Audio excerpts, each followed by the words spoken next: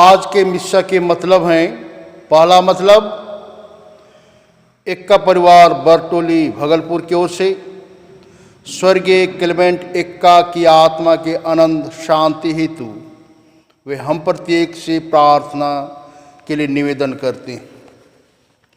दूसरा मतलब है, एक्का परिवार विष्णु भगवान जसपुर की ओर से वे अपने लिए घर बनाना चाहते हैं।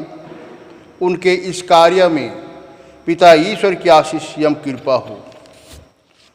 आज का तीसरा मतलब है, मिस अलका केरकेट्टा अपने जन्मदिन के अवसर पर वे परिवार के साथ मिलकर ईश्वर को धन्यवाद देती हैं और प्रार्थना करती हैं कि ईश्वर उन्हें शारीरिक और मानसिक रूप से स्वस्थ रखे ताकि वह अपना कार्य भली भांति कर सके। पिता ईश्वर परिवार के प्रत्येक सदस्यों को भरपूर आशीष एवं कृपा प्रदान करे। आज का चौथा मतलब है, कदम टोली, मधुवन टोली एवं नवा टोली के समस्त विश्वासियों की ओर से ईश्वर प्रत्येक परिवार से मिले सभी कृपादानों के लिए पिता ईश्वर को वे सारे हृदय से धन्यवाद देते हैं और प्रार्थना करते हैं कि ईश्वर सभी परिवारों में अपनी आशीष एवं कृपा बनाए रखे और सभी लोगों को स्वस्थ एवं सुरक्षित रखे। आइए हम इन सभी मतलबों के लिए और अपने व्यक्तिगत मतलबों के लिए ईश्वर पिता से प्रार्थना करें। साथ साथ प्रदीप कह रहे थे कि कई लोग प्रार्थना की मांग कर रहे हैं, लिखित तो नहीं दिए हैं। हम उनके लिए भी प्रार्थना करें जो प्रार्थना की आशा करते हैं। आज का मिस्सा का मुख्य बिंदु होगा, ईश्वर इस्राएल से और हम सबों से फल की आशा करते हैं। हमें अपने जीवन में फल लाना है और कैसे कैसे फल लाना है हम उसको देखेंगे। हे प्रभु, सब कुछ तेरी इच्छा पर निर्भर है, कोई भी तेरी इच्छा का विरोध नहीं कर सकता। तूने स्वर्ग और पृथ्वी और जो कुछ नभमंडल के नीचे है सबकी सृष्टि की है। तू सर्वेश्वर है। वर्ष का सामान्य रविवार 27वां। पिता और पुत्र आत्मा के नाम पर आमीन। हमारे प्रभु यीशु ख्रीस्त की कृपा, ईश्वर का प्रेम तथा पवित्र आत्मा का साहचर्य आप सबों को प्राप्त हो।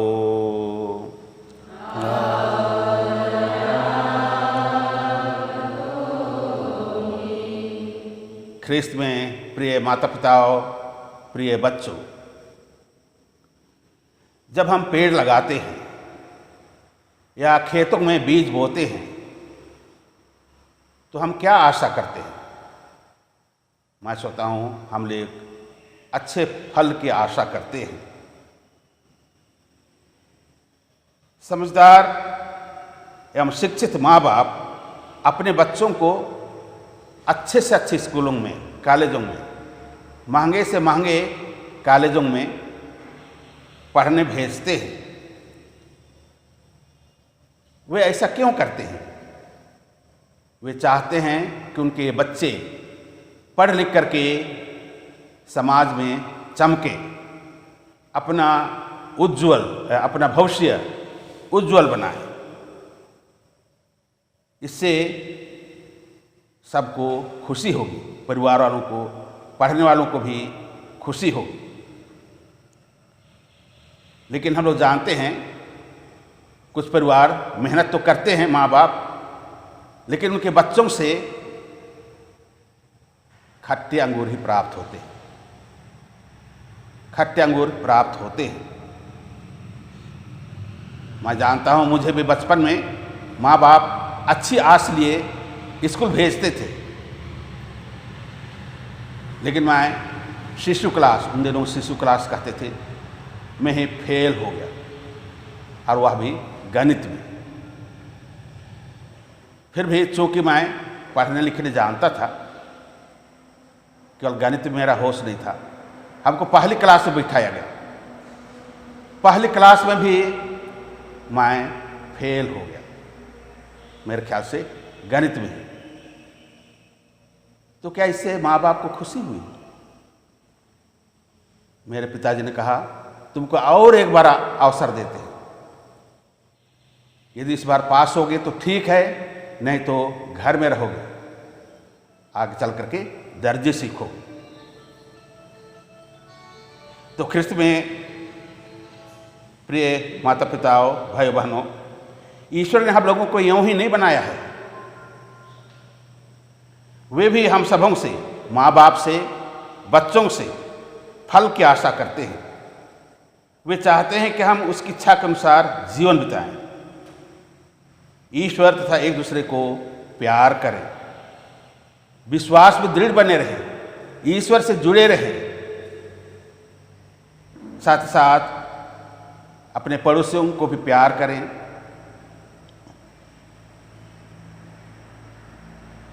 और इस प्रकार से जीवन में अच्छे फल लाएं, अपने बच्चों को अच्छे तरह से पढ़ाएं, उन्हें सुयोग्य व्यक्ति बनाएं।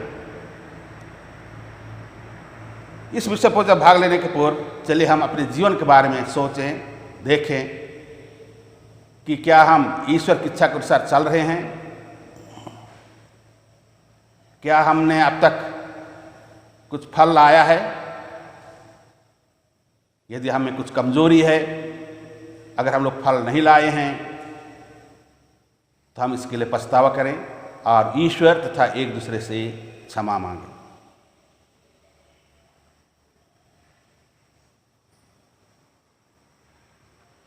हम सब मिलकर बोलें, हे भाई और बहनों, मैं सर्वशक्तिमान पिता परमेश्वर और आप लोगों के सामने स्वीकार करता हूँ कि मैंने मन वचन और कर्म से और अपना कर्तव्य पूरा ना करने से बार बार पाप किया है।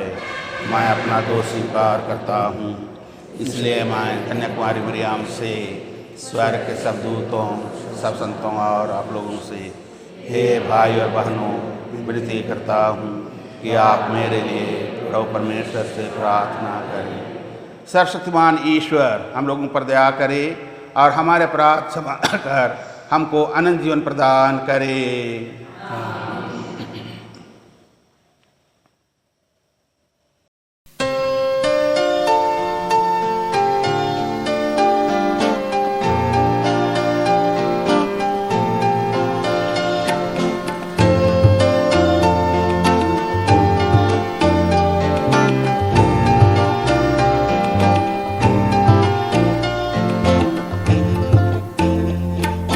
हे प्रभु हम पर दया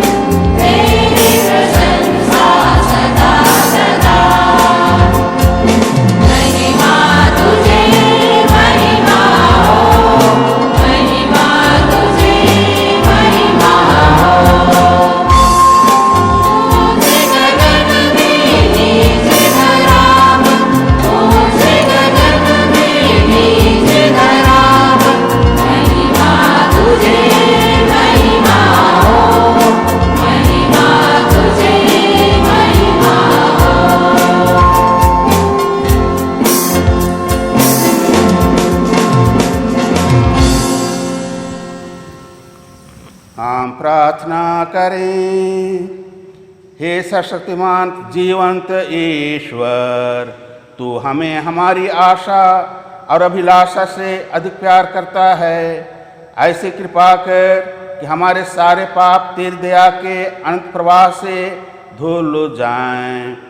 जो कुछ हम तुझसे मांगने का साहस नहीं करते, उसे भी प्रदान करने की कृपा कर। आज जो निवेदन हम चढ़ा रहे हैं, कुछ परिवार वाले तुझसे कृपा की आशा कर रहे हैं, तो उस पर भी कान दे और उनकी प्रार्थनाएं पूरी कर। यह हमारी दीन प्रार्थना है हमारे प्रभु और तेरे पुत्र यीशु ख्रीस्त के द्वारा, जो ईश्वर होकर तेरे पवित्र आत्मा के साथ युगानुग जीते और राज्य करते हैं।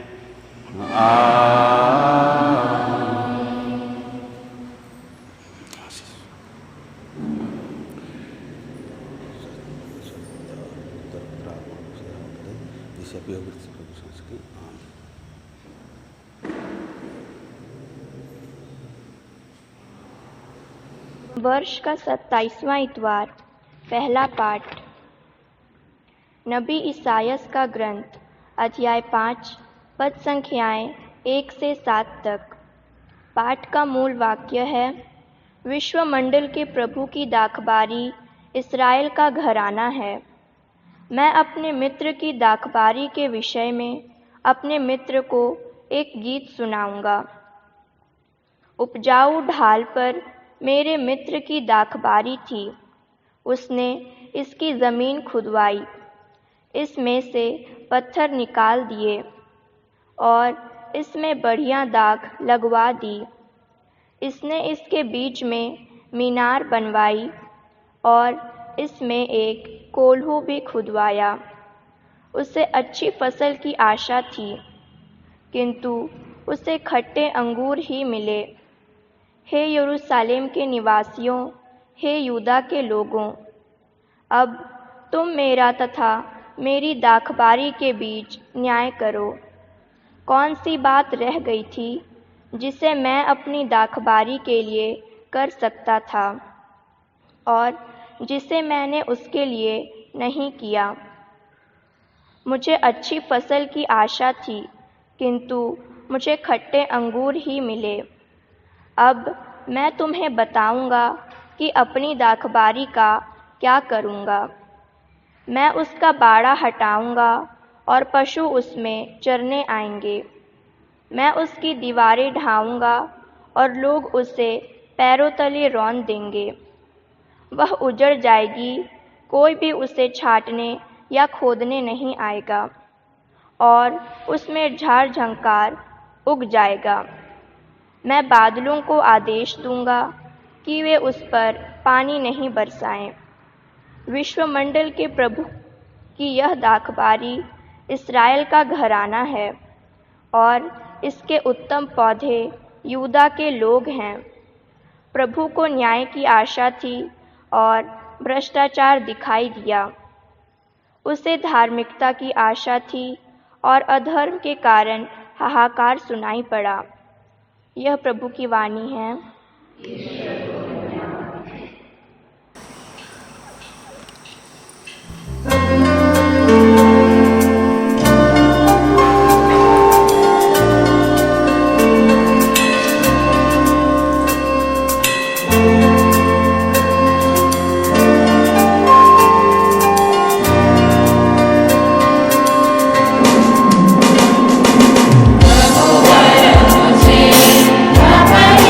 शांति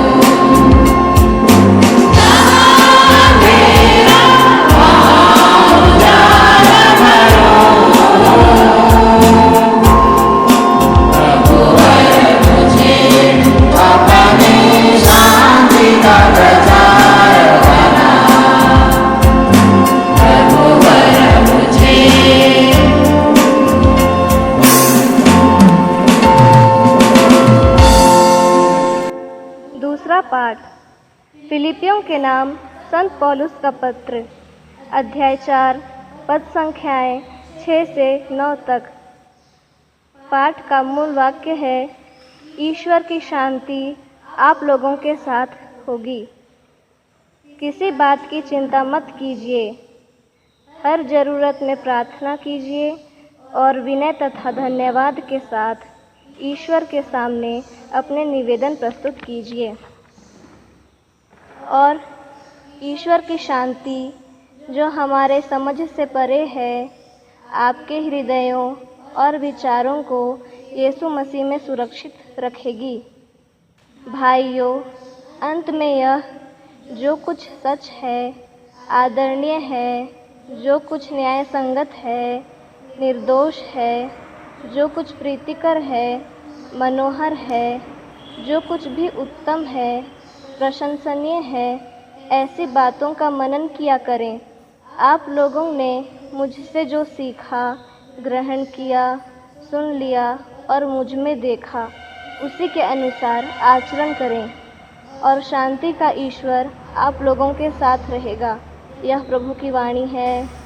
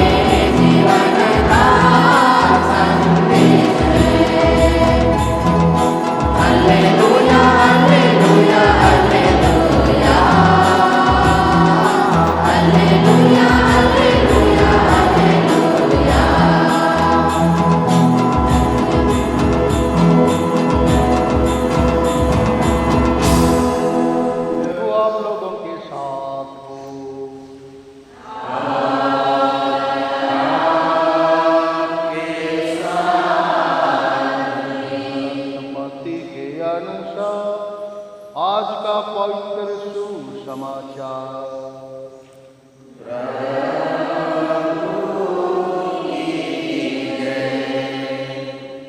यीशु ने महायाजकों और जनता के नेताओं से कहा, एक दूसरा दृष्टांत सुनो। किसी जमींदार ने एक दागबारी लगवाई, उसके चारों ओर घेरा बनवाया, उसमें रस का कुंड खुदवाया और पक्का मकान बनवाया। तब उसे असामियों को पट्टे पर देकर वह परदेश चला गया। फसल का समय आने पर उसने असामियों के पास अपने नौकरों को भेजा, जिससे वे फसल का हिसाब वसूल करें। किंतु असामियों ने उनके नौकरों को पकड़कर उनमें से किसी को मारा पीटा, किसी की हत्या कर दी और किसी को पत्थरों से मार डाला। इसके बाद उसने पहले से अधिक नौकरों को भेजा और असामियों ने उनके साथ भी वैसा ही। अंत में उसने यह सोचकर अपने पुत्र को उनके पास भेजा कि वे मेरे पुत्र का आदर करेंगे। किंतु पुत्र को देखकर असामियों ने एक दूसरे से कहा, यह उत्तराधिकारी है, चलो हम इससे मार डालें और इसकी विरासत पर कब्जा कर लें। उन्होंने उसे पकड़ लिया और दाग बारी से बाहर निकालकर मार डाला।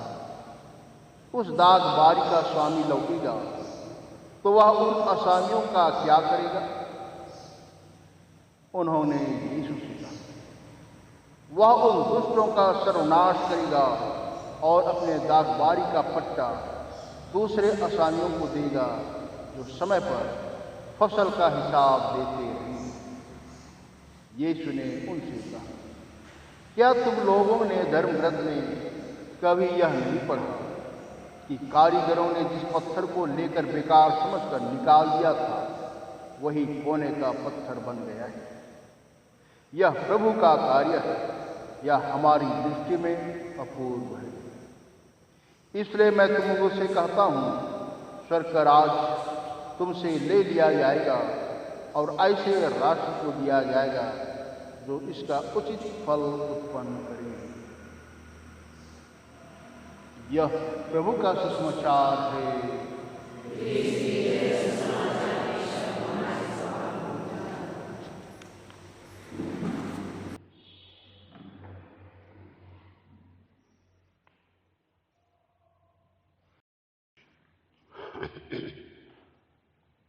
क्रूस का चिन्ह बनाएंगे। पिता और पुत्र आत्मा के नाम पर।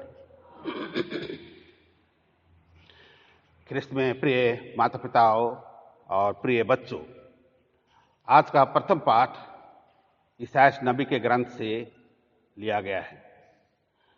उसमें ईसायास 5:1-7 में हमने सुना, एक व्यक्ति उपजाऊ भूमि पर दाखबारी बनाता है, उसमें एक मीनार भी बनवाता है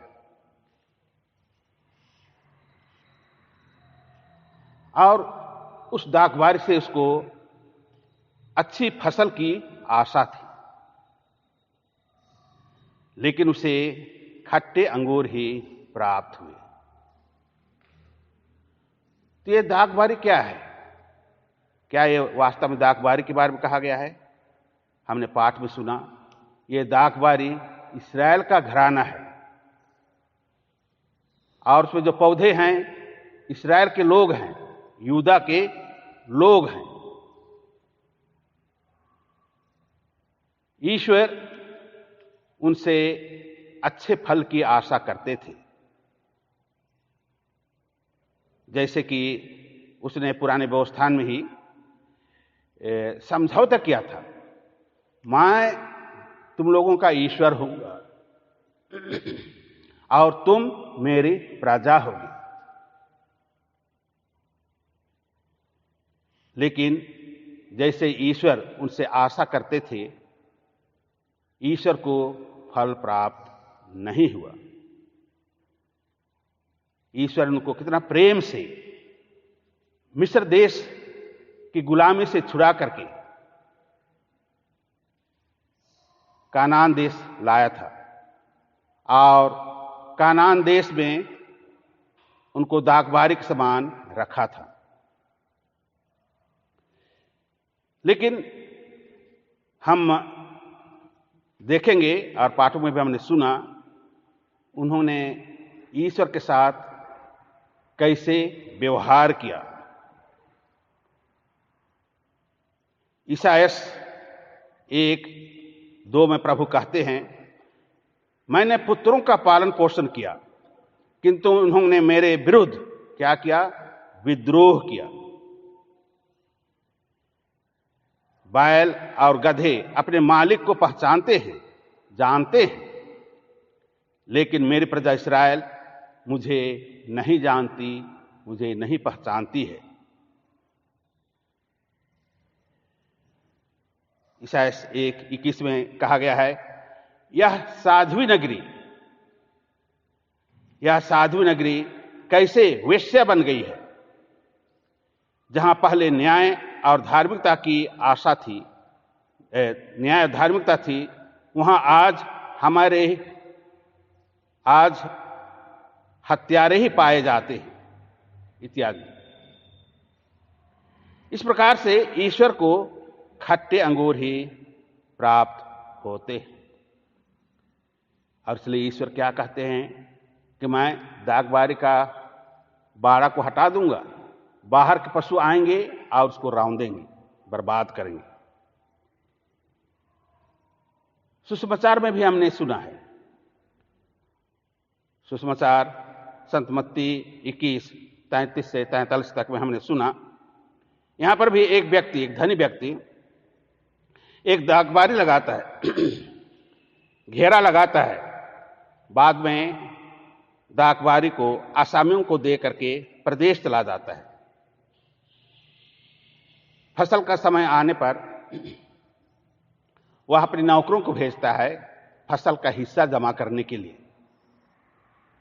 लेकिन हम लोगों ने पाठ भी सुना, उन आसामियों ने उनके दागबारियों से किस प्रकार से व्यवहार किया, उनको मारा पीटा और बहुतों को मार डाला।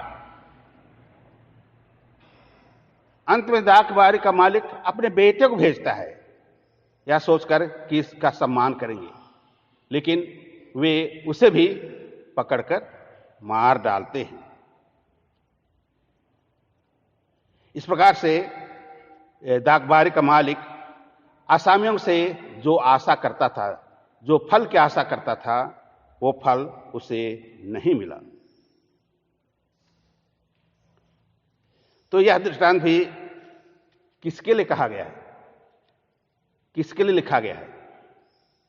यीशु ख्रिस्त के समय जो इस्राएली थे, याजक महायाजक थे, इन सब के लिए।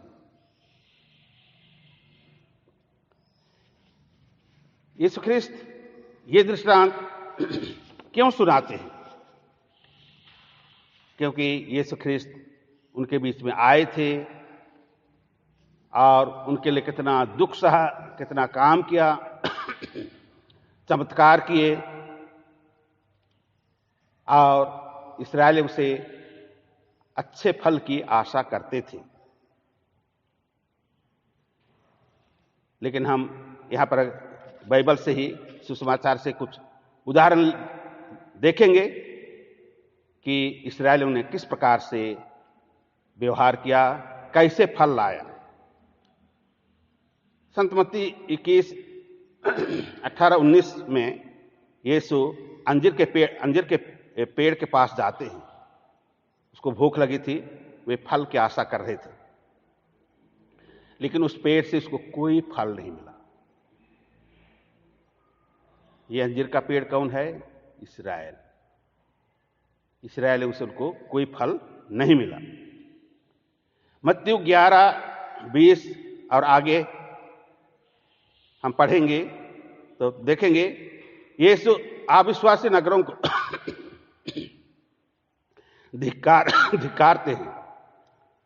धिक्कार रे कोराजिन, धिक्कार रे बेतसैदा, धिक्कार हो ये कफरनाहूम। यदि यही चमत्कार दूसरे प्रदेशों में किया गया होता तो वहां के लोग उसको बढ़िया से सुनते, पछताते और अपना जीवन बदलते। लेकिन ये कुछ नगर हैं जिससे यीशु ख्रिस्त अच्छे फल की आशा करते थे, लेकिन उसे नहीं मिला। लूक 17:11 से आगे हम पाते हैं 10 कोढ़ी चंगे किए जाते हैं। वे याजकों से, महायाजकों से मिलने जा रहे थे, रास्ते में चंगे हो गए। तो केवल एक कोढ़ी यीशु के पास लौटा और उसको धन्यवाद दिया, उसकी महिमा की। और वह कोढ़ी, एक कोढ़ी कौन था? सामारी था। वो इस्राएली नहीं था, यहूदी नहीं था। बाकी 10 कोढ़ी, बाकी 9 कोढ़ी, अरे वो तो अपना ही आदमी है। अंग्रेजी में कहते हैं टेकन फॉर ग्रांटेड। तो देखिए इस्राएली लोग यीशु ख्रिस्त के साथ किस प्रकार व्यवहार करते थे। लूक 7 11 से आगे हम पढ़ते हैं सतपति के नौकर की चंगाई के बारे में। सतपति नहीं चाहता कि यीशु ख्रिस्त उसके घर जाएं और उसके नौकर को चंगाई प्रदान करें। वो चाहता है कि यीशु ख्रिस्त में इतनी शक्ति है कि दूर से उसे चंगाई प्रदान कर सकता है। यीशु ख्रिस्त उस सतपति जो कि यहूदी नहीं था, उसके विश्वास को देख करके आश्चर्य में पड़ते हैं और कहते हैं, मैंने इस्राएल में भी ऐसा विश्वास नहीं पाया है। मैंने इस्राएल में भी ऐसा विश्वास नहीं देखा है। मत्ती 23:37 और आगे, यीशु ख्रिस्त जब एक बार यरूशलेम आ रहे थे तो पहाड़ी से यरूशलेम का दृश्य बहुत सुंदर दिखाई देता है। वहां से देख करके रो पड़े, विलाप की। क्यों रो पड़े? क्योंकि उन्होंने मुक्तिदाता को नहीं पहचाना और जब वे आए तो उनकी बातों को उन्होंने नहीं सुना। इसका फल क्या होगा? आगे चल करके यरूशलेम नष्ट किया जाएगा। बाहर के लोग उस पर चढ़ाई करेंगे और उसको नष्ट कर देंगे। इसलिए यीशु ख्रिस्त विलाप करते हैं। इस प्रकार से हम देखते हैं बहुत सारे उदाहरण हैं। ईसा को इस्राएलियों से जो फल की आशा थी उन्हें प्राप्त नहीं होता है, उसे खट्टे अंगूर ही प्राप्त होते हैं।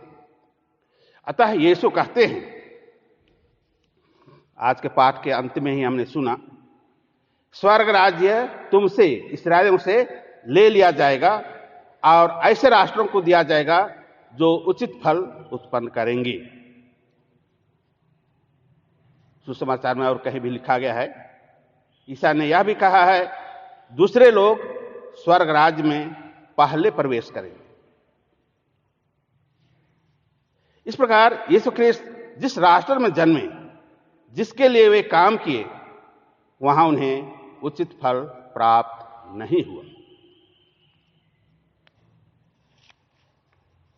इसका परिणाम क्या हुआ? आगे चल करके जैसे बाइबल में लिखा गया है, ये उजाड़ दिया जाएगा या दूसरे लोग, दूसरे आसामियों को ये दागबारी दे दी जाएगी। और वही हुआ।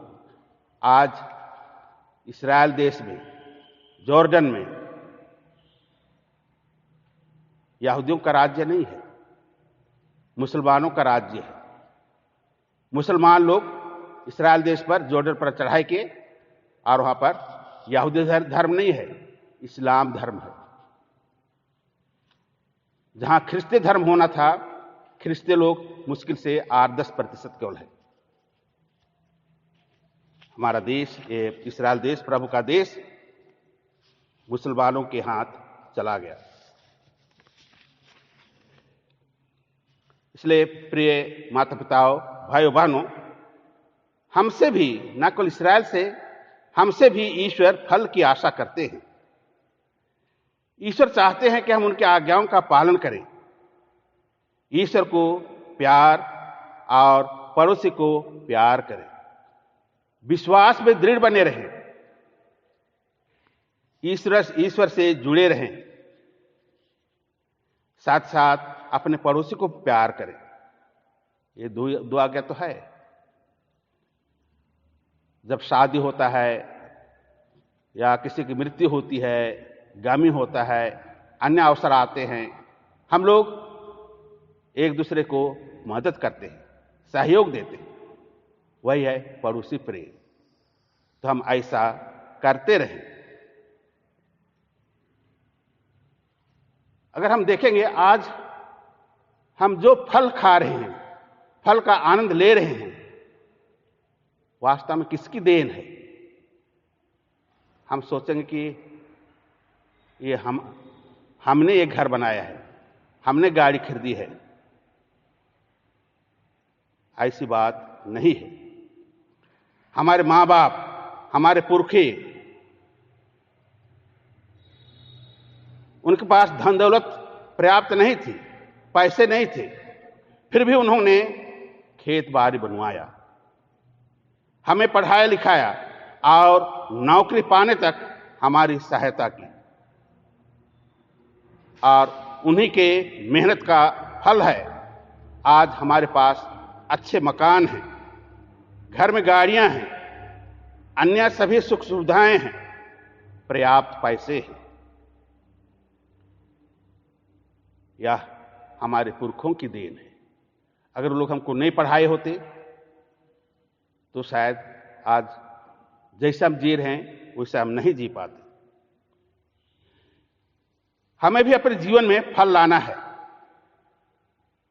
हम ऐसा काम करें कि जीवन के अंत में लगे कि हमने जीवन में अपने लिए, बाल बच्चों के लिए और समाज के लिए कुछ काम किया है। बच्चों को भी अच्छी ऐसी शिक्षा दें कि वे पढ़ लिख करके परिवार और समाज में चमकें। हमारे पास चाहे कम पैसे हों या अधिक, सब ऐसा कर सकते हैं। क्यों? क्योंकि हमारे माँ बाप के पास कई बार पूछिएगा, मैं पूछता हूं, आप लोग कैसे पढ़े लिखे? बहुत मुश्किल से फादर, कपड़े नहीं थे, पैसे नहीं थे। तो हमारे पुरखों ने, माँ बाप ने मेहनत परिश्रम करके कम पैसे होते हुए अपने बच्चों को पढ़ाया लिखाया, उनको डॉक्टर बनाया, इंजीनियर बनाया, आईएएस बने, कलेक्टर और कई सारे बड़े बड़े पदों पर हैं। उनको गरीब माता पिताओं ने ही पढ़ाया लिखाया। तो हम क्यों नहीं कर सकते? तो हम भी अपने जीवन में फल लाएं। आज के संदेश को और अच्छी तरह समझने के लिए हम मिशनरियों के काम पर विचार करें। मिशनरियों ने हमारे लिए बहुत ही काम किया है। उसमें एक उदाहरण लेंगे, Loyola high school Kunkuri, Jashpur क्षेत्र में। मिशनरियों ने सबसे पहला स्कूल गिनाभार में खोला, लेकिन बाद में उसको हाई स्कूल के लिए कुनकुरी में हाई स्कूल खोले। हम लोग एक दिन अलमुनाई की बात कर रहे थे कि इसमें से कितने लोग पढ़ करके क्या क्या बने हैं। इस स्कूल में पढ़ करके कितनों का जीवन बदल गया है। कितने लोग फादर बन गए, बिशप बने हैं, कितने doctor, engineer, collector, IAS officers बने हैं और अन्य छोटी बड़ी नौकरियां कर रहे हैं। आज लोयला में पढ़े लोग भारत के कोने कोने में नौकरी कर रहे हैं। आप विदेश में कौन को नौकरी कर रहे हैं मैं नहीं जानता हूं, उधर पता नहीं लगाया हूं, लेकिन लोयला में पढ़े लिखे लोग जो फादर बने वे विदेशों में पढ़ने जाते हैं और वहां पर भी आज कुछ पढ़ाई का काम कर रहे हैं। अतः मिशनरियों द्वारा शुरू किया गया कार्य अच्छे और मीठे फल उत्पन्न कर रहा है। अच्छे और मीठे फल उत्पन्न कर रहा है। हमारे बीच में जो शासन में उच्च पदों पर आसीन हैं, उनसे भी समाज, बाकी समाज फल की आशा करती है।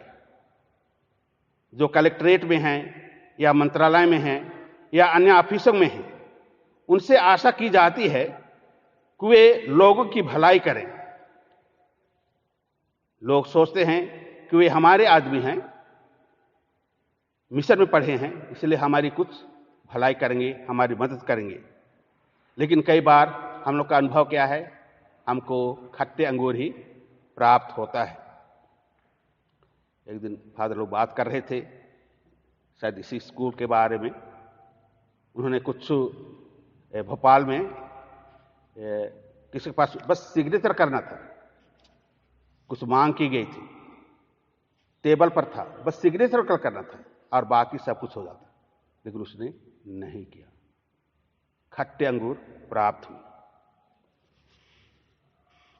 बेईमान भंडारी का हम दृष्टांत याद करें।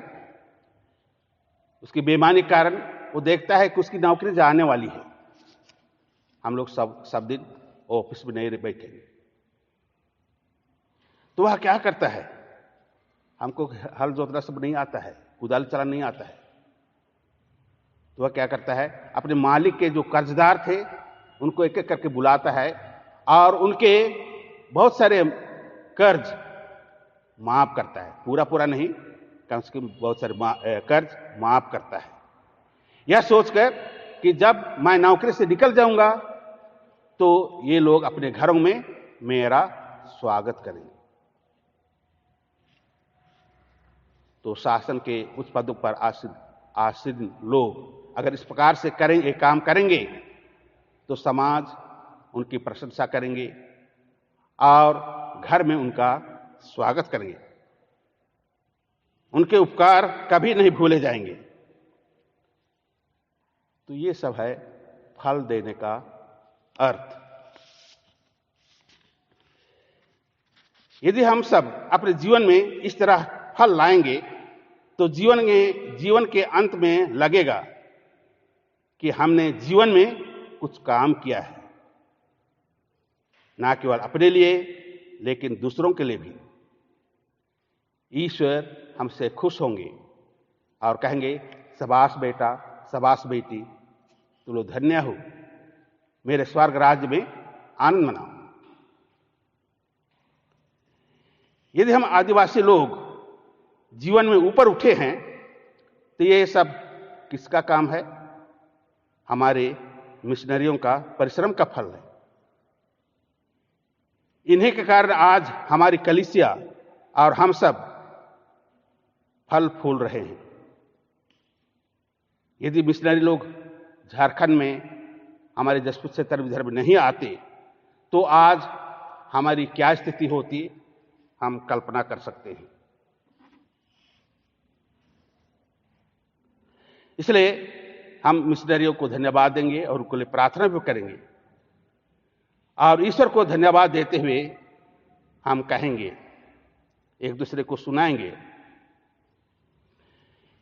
दौले में एरा भाईरो, दौले में एरा बाहिनेरो, येसु राजी हरियारा। दौले में एरा भाईरो, दौले में एरा बाहिनेरो, येसु राजी हरियारा।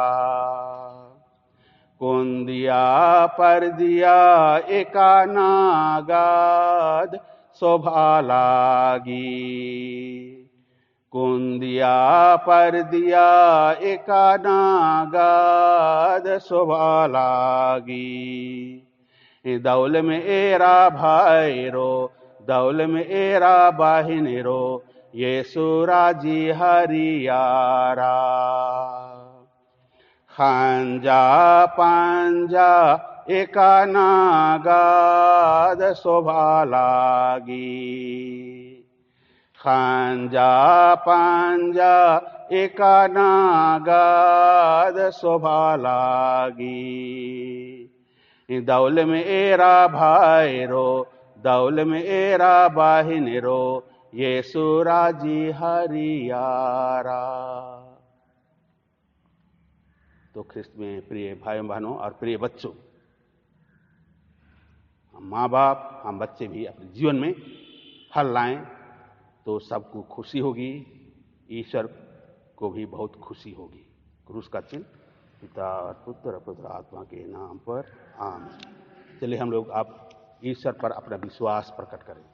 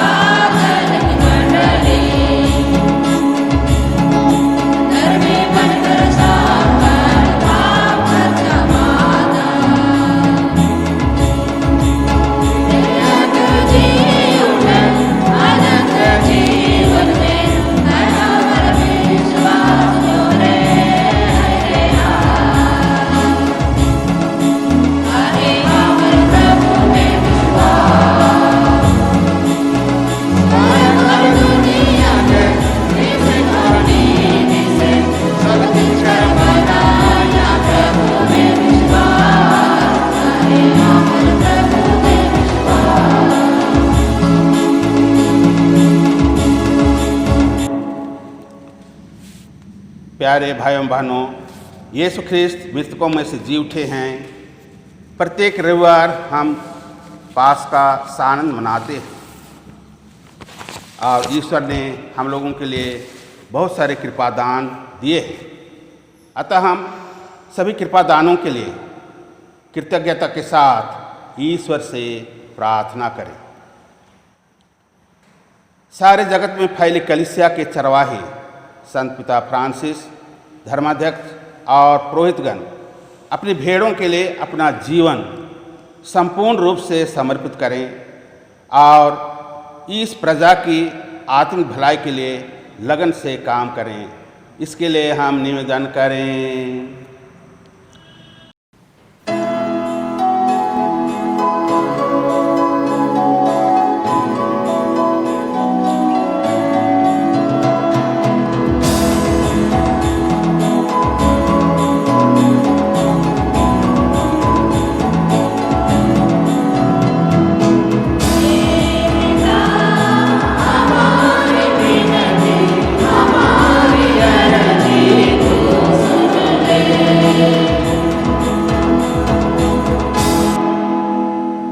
ईश्वर हमारे राष्ट्र के नेताओं, अध्यक्षों और सरकारी कर्मचारियों में, विशेष करके हमारे लोग जो उच्च पदों पर आसीन हैं, वे सेवा भाव भर दे। ईश्वर उनमें सेवा भाव भर दे कि वे जनता की आवश्यकताओं की पूर्ति के लिए ईमानदारी से कार्य करें। इसके लिए हम निवेदन करें।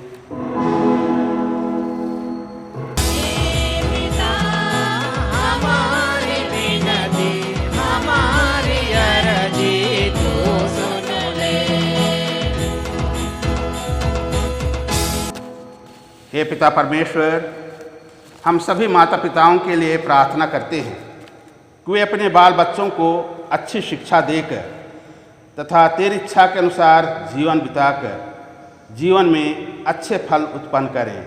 इसके लिए हम निवेदन करें।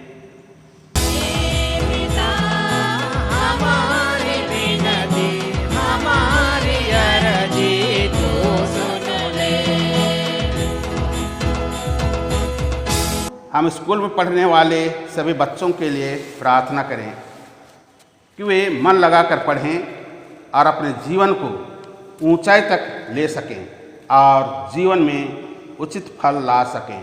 इसके लिए हम निवेदन करें।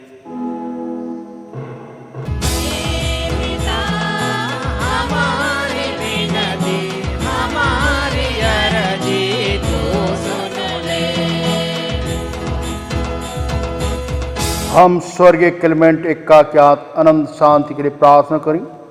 ईश्वर इस दिवंगत आत्मा की सभी अपराध क्षमा करें और दूतों संतों की मंडली में रखें और दुखित परिवार में ईश्वर की आशीष कृपा एवं सांत्वना हो।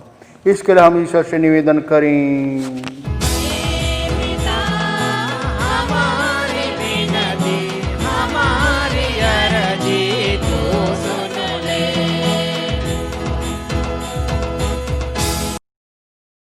एक का परिवार जो कि एक नया घर बनाना चाहता है, उनके कार्यों में, उनके निर्माण कार्य में ईश्वर की विशेष आशीष एवं कृपा हो। इसके लिए हम ईश्वर से निवेदन करें।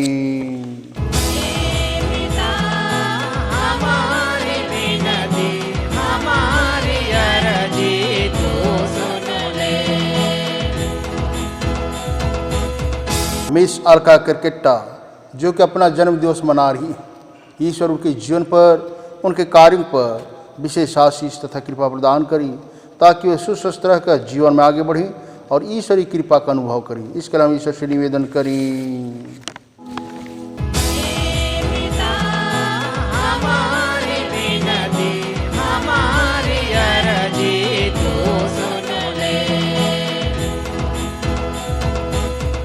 कदम टोली, मधुवन टोली और नवा टोली के सभी विश्वासी माता पिता और उनके परिवार और जीवन में ईश्वर की आशीष तथा कृपा हो।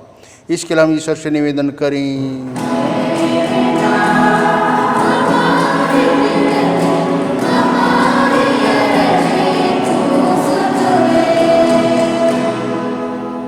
उन सभी माता पिता भाई बहनों के लिए हम विशेष रूप से प्रार्थना करें कि हम प्रत्येक से प्रार्थना की आशा करते हैं। ईश्वर उनके जीवन पर, उनके कार्यों पर आशीष प्रदान करें और उन्हें सदा सुरक्षित रखे। इसके लिए हम ईश्वर से निवेदन करें।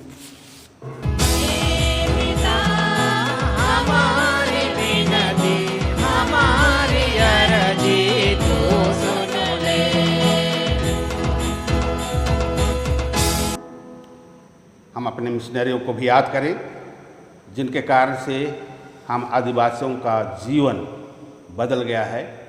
हम लोग उन्नति के पथ पर आगे बढ़ रहे हैं। ईश्वर उन मिशनरियों की आत्माओं को स्वर्ग में अनंत शांति, अनंत आनंद प्रदान करें। इसके लिए हम निवेदन करें।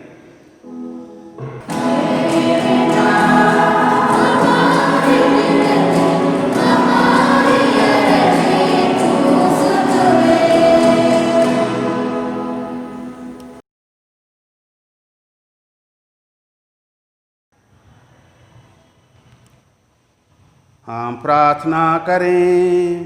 हे प्रभु, हमें पास का रहस्य की कृपा दानों से भर दे। यह स्वर्ग भोजन उचित रीति से ग्रहण करने के लिए हमें शुद्ध कर कि हम पुनर्जीवित ख्रिस्त के साथ एक नया जीवन पथ अपना सकें। उन्हीं हमारे प्रभु ख्रिस्त के द्वारा। आमीन।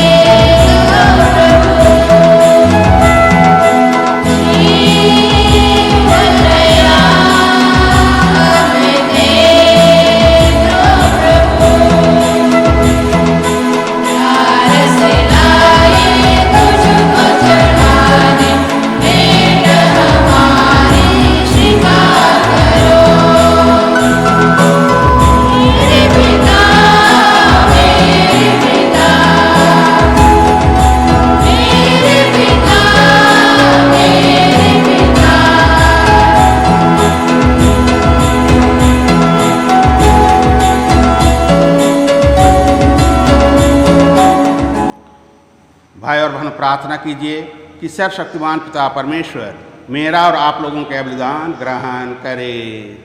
प्रभु के नाम की स्तुति।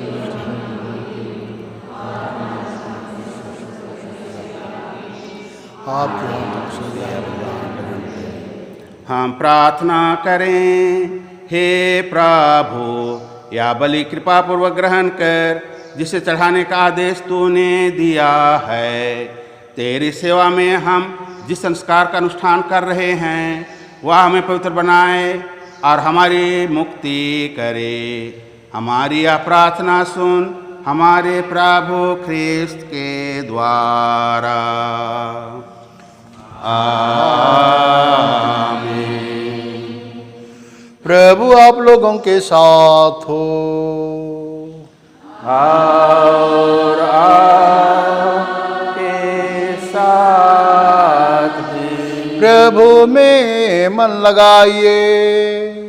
हम प्रभु में मन लगाए हुए हैं। हम अपने प्रभु परमेश्वर को धन्यवाद दें। या उचित और आवश्यक है। हे पूज्य पिता, यह परम उचित है, हमारा कर्तव्य तथा कल्याण है कि हम सदा और सर्वत्र तुझे धन्यवाद दें। तूने विश्व के सभी तत्वों का सृजन किया और ऋतु परिवर्तन की व्यवस्था की।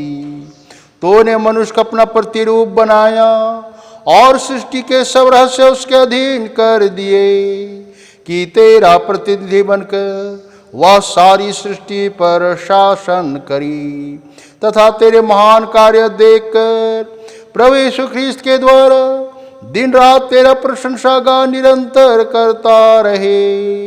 आकाश और पृथ्वी, दूत और महादूत इन्हीं की प्रशंसा करते हुए दिन रात एक स्वर से गाते हैं।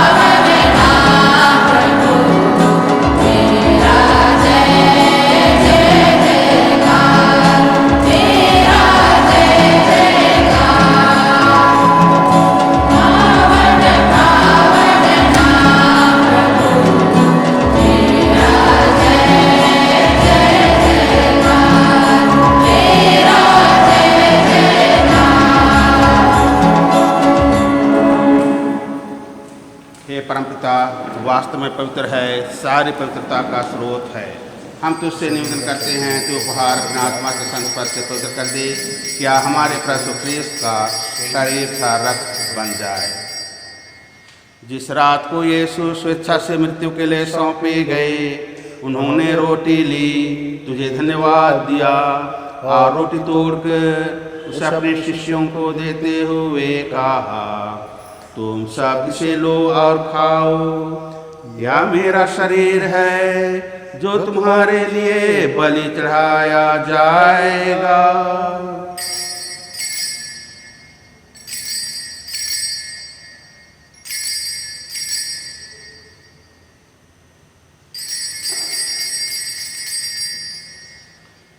इसी भांति भोजन के बाद उन्होंने कटोरा लिया, तुझे धन्यवाद दिया और उसे अपने शिष्यों को देते हुए कहा, तुम सब इसे लो और पियो, या मेरे रक्त का कटोरा है, नवीन और अनंत व्यवस्थान का रक्त, जो तुम्हारे और सबों के पापों की क्षमा के लिए बहाया जाएगा।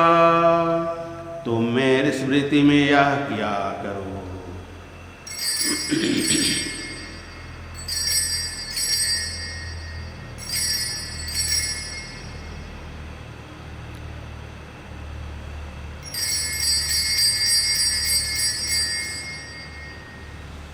प्रभु यीशु ख्रिस्त को महिमा हो।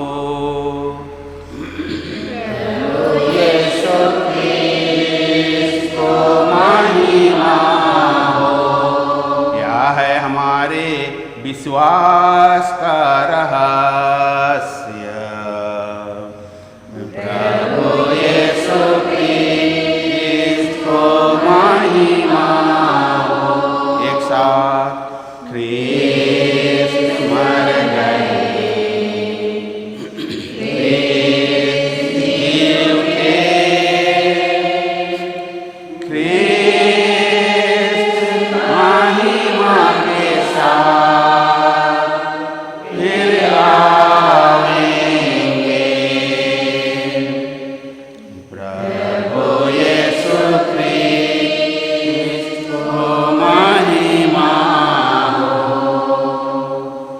परमपिता, यह आज्ञा मानकर हम अपने प्रभु की मृत्यु और पुनरुत्थान की स्मृति में तुझे जीवन की रोटी और मुक्ति का कटोरा चढ़ाते हैं।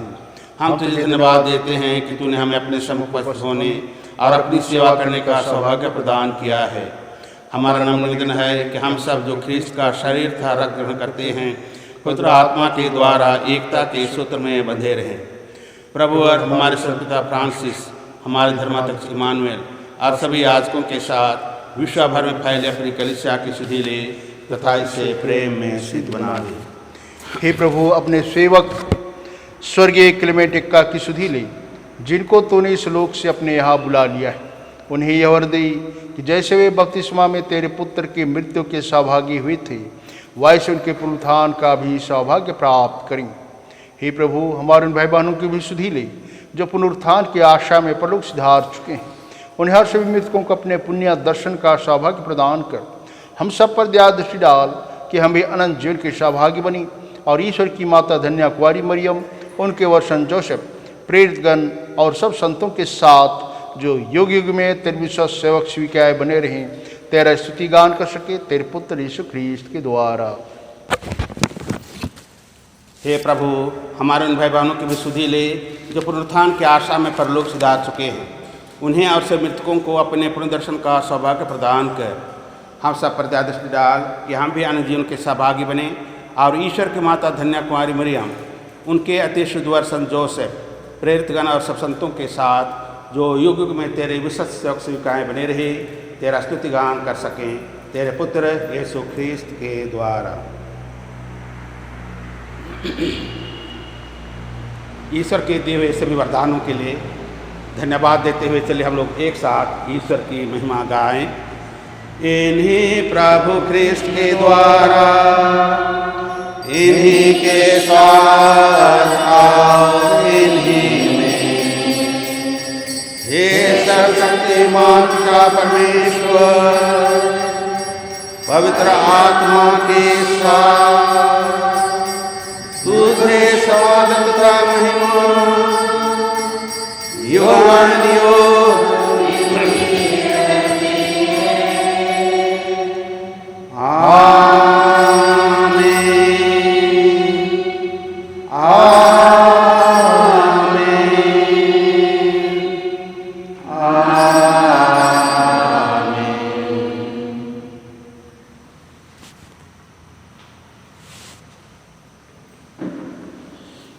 हम सब मिलकर पिता परमेश्वर से उसके राज्य के आगमन के लिए और हम सबों के लिए कि हम अपने जीवन में फल लाएं और उन सब मतलबों के लिए जिनको आज चढ़ाया जा रहा है प्रार्थना करें जैसे प्रभु ने हमें सिखाया है।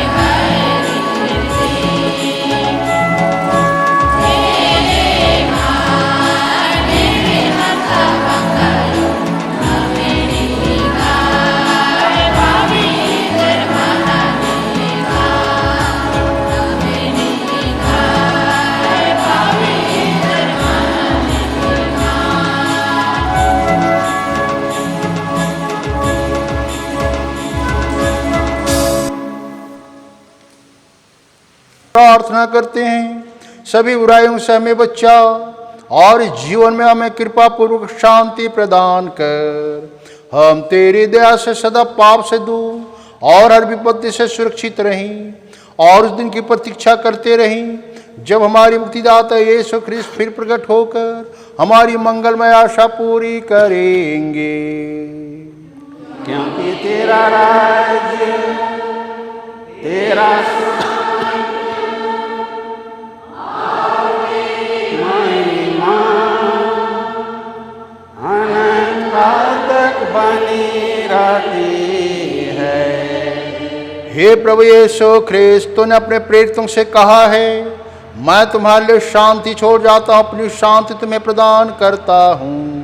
तो हमारे पापों पर नहीं, अपनी कलीसिया के विश्वास पर दृष्टि डाल, उसे शांति, एकता, दया, करुणा और प्रेम, क्षमा प्रदान कर। तो युगानुयुग जीता रहता और राज्य करता है। प्रभु की शांति सदा आप लोगों के साथ रहे।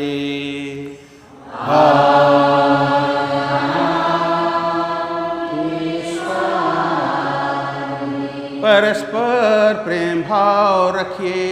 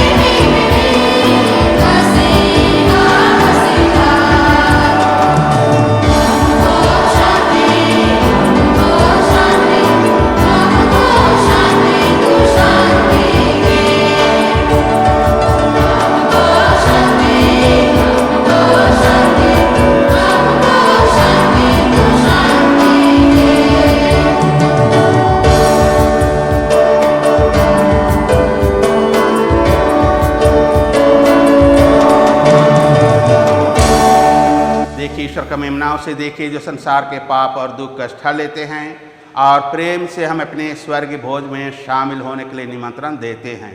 धन्य हैं हम सब जो मेमने के भोज में बुलाए गए हैं। हे प्रभु, मैं योग्य नहीं कि आप मेरे यहाँ आओगे, किंतु सच कह दीजिए और मेरी आत्मा संगी हो जाएगी।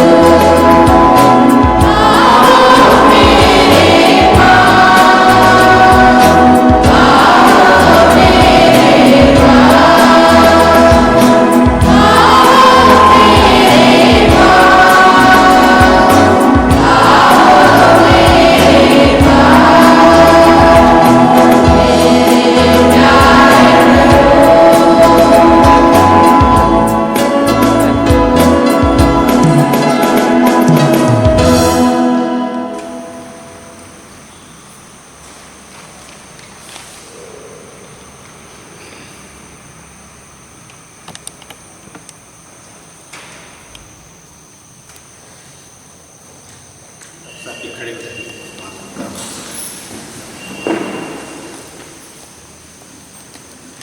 हे सर्वशक्तिमान पिता परमेश्वर, तू ही सबका सृजनहार है, तू ही सबका पालनहार है। तुझसे ही हमें जीवन मिला है और हमारे जीवन में कई सारे कृपादान मिले हैं।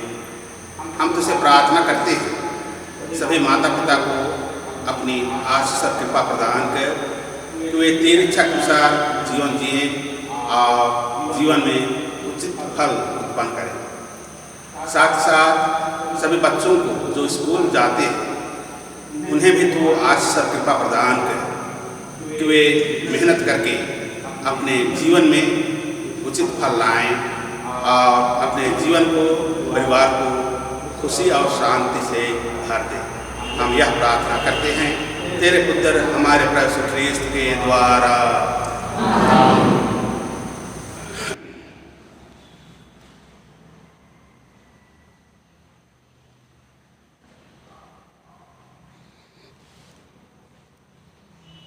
चूँकि रोटी एक है, हम बहुत होते हुए भी एक शरीर हैं, क्योंकि हम सब एक ही रोटी और एक ही कटोरे के सहभागी बनते हैं।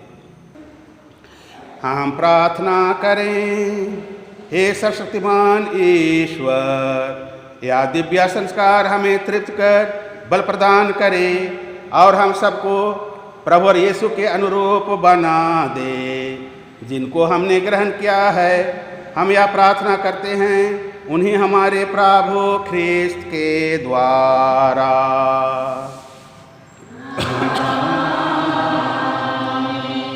प्रभु आप लोगों के साथ हो।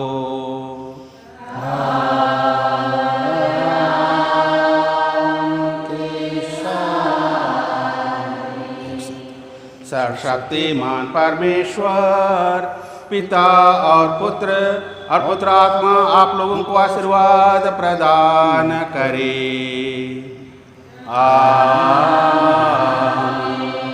आप लोग विदा लें। प्रभु की शांति साथ रहे।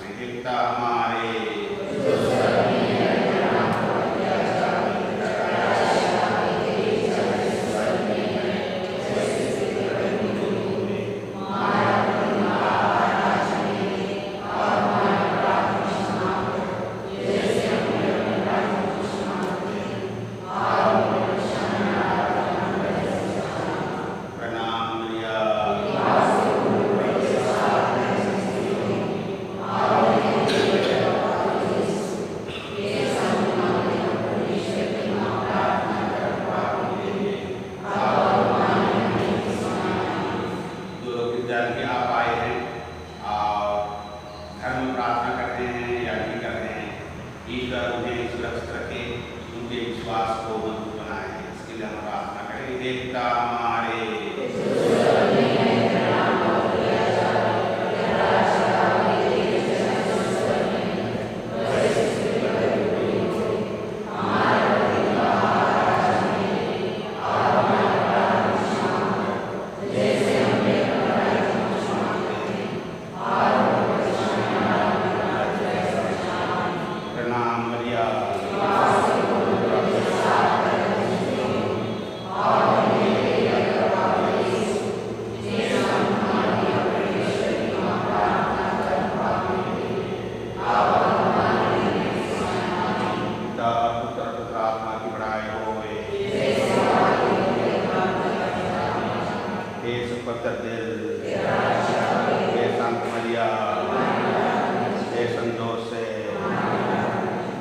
विश्वासों की आत्मा